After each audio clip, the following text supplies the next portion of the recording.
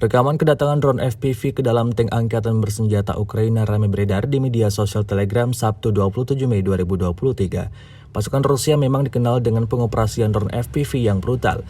Mereka, pasukan Putin tidak pernah melewatkan penggunaan UAV FPV di medan perang. Di suatu wilayah yang tidak disebutkan namanya dalam keterangan unggahan, militer Rusia hancurkan tank Ukraina seperti yang terlihat dalam rekaman. Tank Ukraina yang sedang beroperasi menjadi sasaran empuk militer Rusia. Dan tidak tanggung-tanggung setelah pembidikan berhasil, militer Rusia langsung menabrak target hingga meledak dan hancur berkeping-keping. Hingga video ini beredar, beragam komentar dituliskan warganet.